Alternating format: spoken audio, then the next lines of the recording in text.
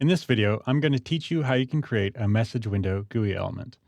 The message window is used for displaying a scrolling list of messages to the user. Consider the example of an RTS game, where the user is being updated when units are finished, they're under attack, or even autosave notifications. These messages would primarily come through as text messages, with the newest at the bottom. To keep the UI cleaner, we can even make these messages disappear after a while. The scroll window ensures that even if there's a lot of messages, the user will still have time to go back and review them. Let's go a step further and allow these messages to be interactive as well. For example, when a user receives a message about an attack, they can click the message and their camera will snap to the attack location. Or maybe if a unit is finished building, they could click the message to see the unit and give them orders. Let's take a look at this in code. A message window is going to contain a list of message items, along with other attributes for displaying the message window on screen. The message items are an abstract class that will define a style, time remaining, which is the amount of time they will be displayed on screen, as well as some on-clicked events. The message items will be responsible for drawing themselves, so they will also include a draw method. Finally, we have this raised on-click event. This is required because classes that derive this class, like string message item, need to have access to the event on-clicked action. Events can only be called from the class they're defined in, so we're creating this method to call the on-clicked action when we call the raised on-click event. Various types of message items will implement this class, like the string message item. This is a simple string item that will simply take a text and display that text when asked to draw.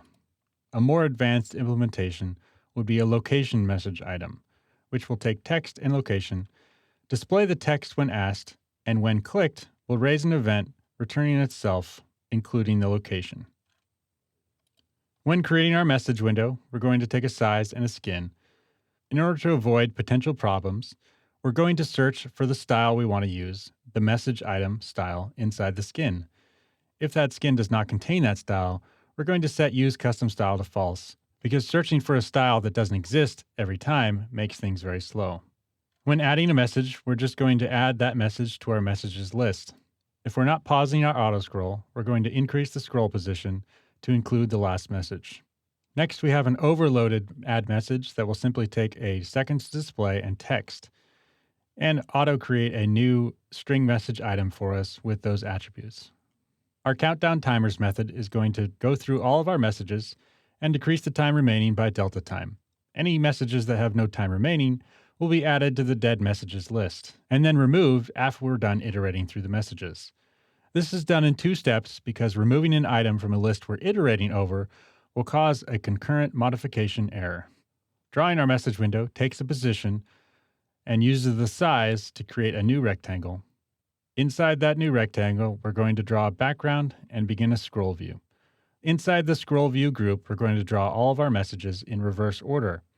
This is so that they are drawn with the newest at the bottom. Finally, we're going to set our total message height in order to give us an accurate scroll bar. Let's take a look at an interface that implements this. The message window test interface is going to create a new message window with this size and position. To start with, we're going to add some messages that will show some features of the string message item. For example, an extra long message that will be automatically wrapped, and inserting line breaks arbitrarily. Finally, a message telling us how to add more messages. In our update method, if the mouse is not over the rectangle, we're going to continue our auto scroll and count down our timers. If the mouse is over our rectangle, we're going to pause the auto scroll. This results in the user mousing over the message box to pause any timers so that messages don't disappear while they're reading them. Next, we're going to mock up some triggers that will display information in our console. Pressing the space key will add a random string. This string is randomly generated using a string builder. It's important to note that the string builder class has significantly better performance than simply appending a string with the plus equals. If making long strings like this, string builder is the way to go. Next, pressing the P key will generate a new location message. This message will pass in a location event string as well as the position of the mouse in the world. It will be handled by the onLocation clicked listener. When the onLocation clicked listener responds to an event, it'll translate our camera to the position above the location message item. Let's take a look at this in Unity. We can see that our extra long message was appropriately wrapped and that inserting new line characters gave us new lines appropriately. Hitting the space key generates new messages. And mousing over the box will stop the auto scroll so that we can read the current messages, even when we're generating new ones. Pressing the P key will generate a new location event when clicked, translating our camera to the position above where the mouse was when we created the message. In this video, I've shown you how you can create a message window that's informative and interactive.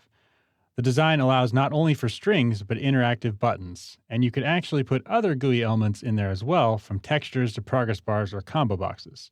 However, even though the design is very flexible, it's important to give the user what they're expecting.